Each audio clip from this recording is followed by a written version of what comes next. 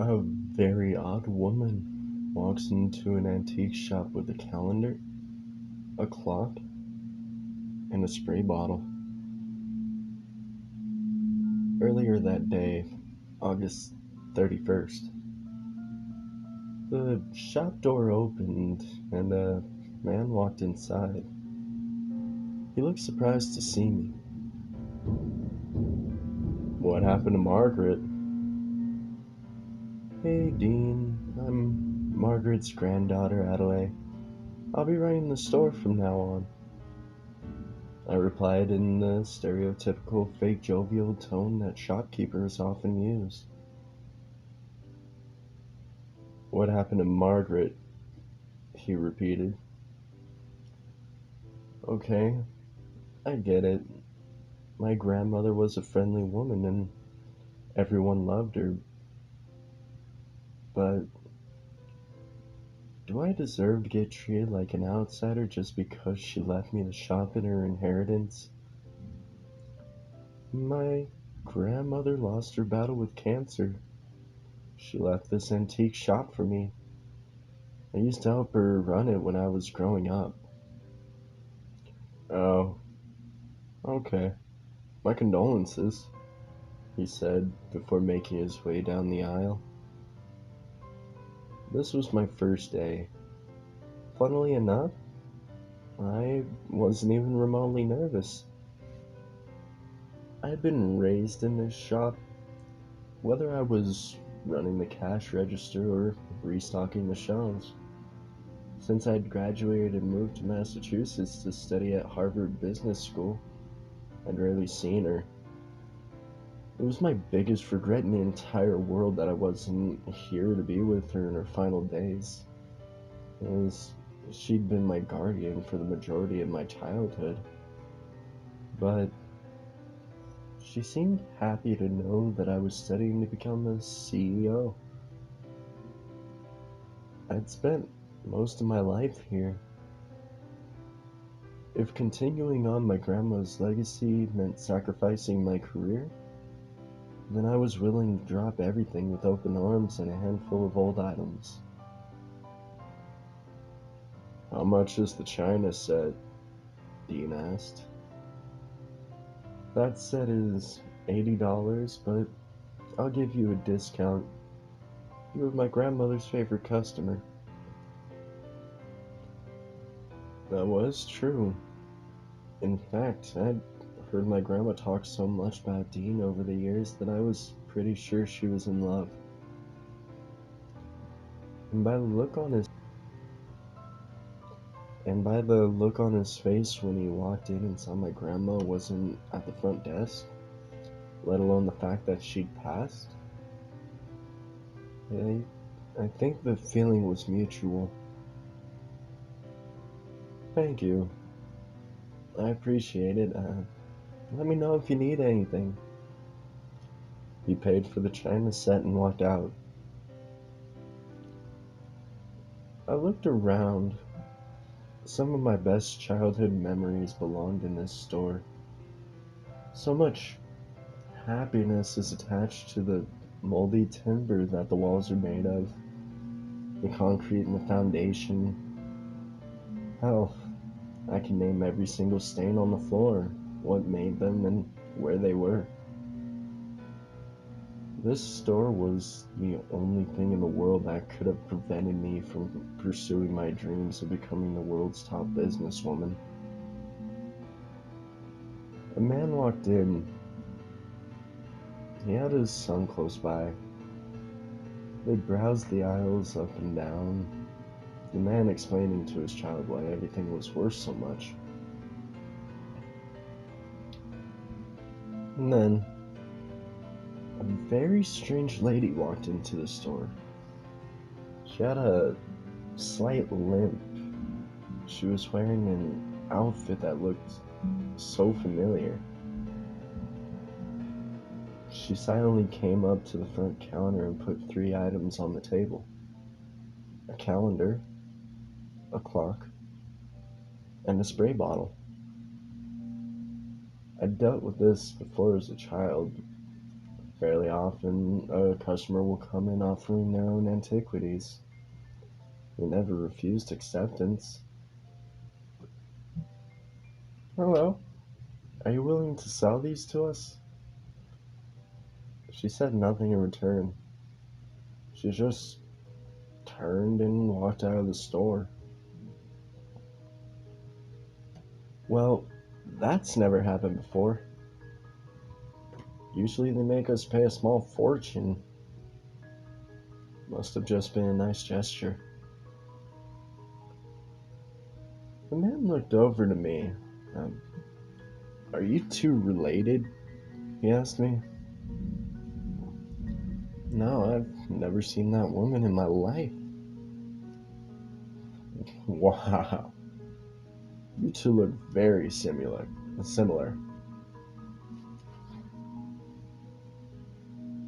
Later, when I was closing up the shop, I decided that I'd take the 3 items back home for myself. If she hadn't made us pay for them, it would be unfair for the business to profit from them. I pulled up to my apartment complex. When I moved back here, I made sure to get the most cozy apartment in the city, to which I'd succeed greatly. Excluding the store, this is a, this apartment was where I loved to be the most. I opened my door, walked into my bedroom, and hung the clock up there. Then moved over to my kitchen and hung the calendar up above the bench. After browsing through the calendar and circling significant dates, I stumbled across something peculiar. More than peculiar. Something that had genuinely left me stumped and confused. There was an extra month, right between August and September. The page was titled Flesroy. I noted the very odd placement of the capital letter. According to the calendar, this month was due to start tomorrow. Today was August 31st. I just assumed that it was a prank of some kind. That's why the lady was willing to give these items to the store for free. I fell asleep that night, completely forgetting about what I had stumbled upon. I woke up and glanced at the new clock that was on my wall. It read 12 a.m. It was still dark outside. When I used to wake up in the middle of the night, I'd always watch the clock tick by. It made me feel at peace and often nursed me back into sleep. But slowly, I noticed that the clock wasn't moving. The second hand, minute hand, and hour hand all laid stationary, pointing north of their circular residence. I got out of bed and looked out of my window. I must have stared at the moon for at least half an hour. It was directly up in the sky. What confused me the most was that the moon hadn't moved that entire time, nor the clouds.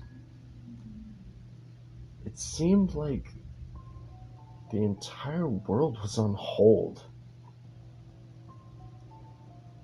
I stumbled down the stairs of my apartment complex and made my way out into the street.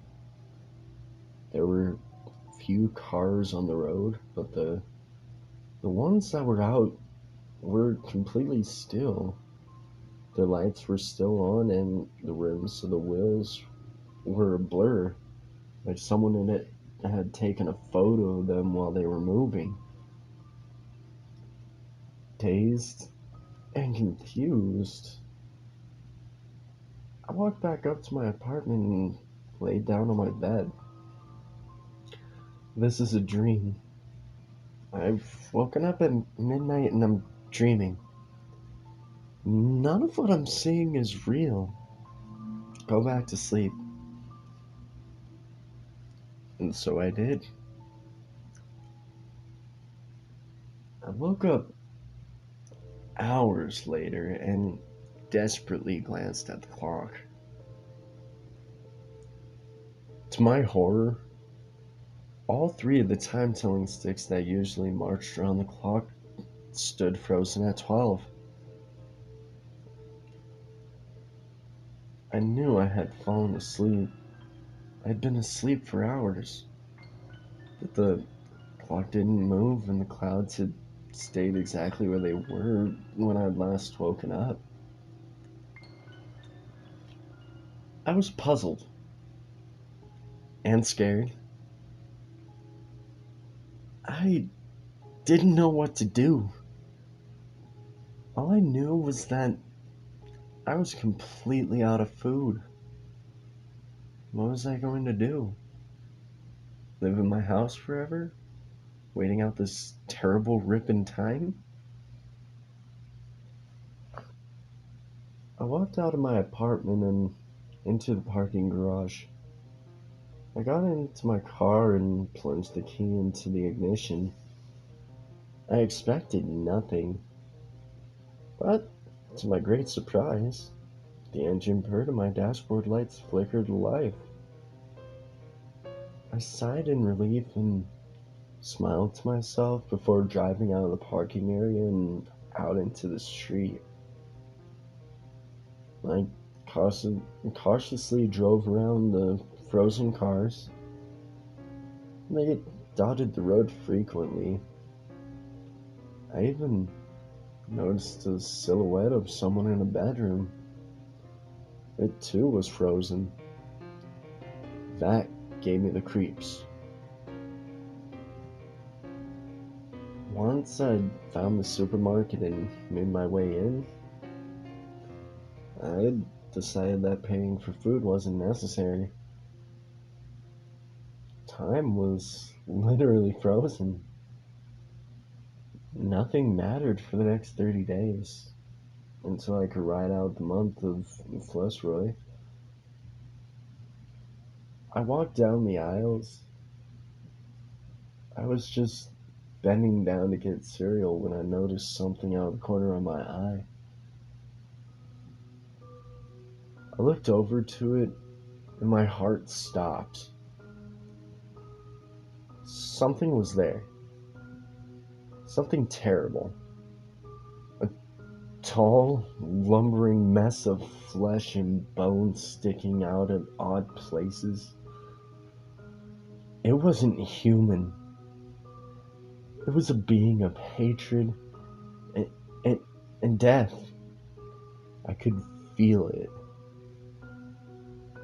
I ran out with a few items that I had in my hand and sped back to my house, in shock the entire time. I slammed my apartment door behind me and locked it. What was that? Had it followed me? Was I safe? How long until it found me? I looked down at the street from my window and I literally felt my heart skip a few beats. It was the monster,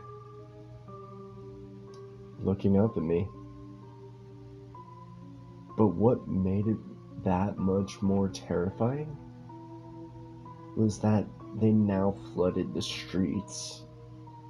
Different terrible creatures littered every part of the road. They stood in the driveways of houses. They literally caked the entire view beneath me. Days passed. I don't know how many, because it remained night and my clock stood still. All I knew was that significant portions of time should have been passing, and I was stuck in my apartment. The number of creatures on the street increased by the day, each one more terrible than the next. But I noticed something. The first monster I saw, the one in the grocery store, always stood closer to me than the rest. It never took its eyes off of me. More time passed.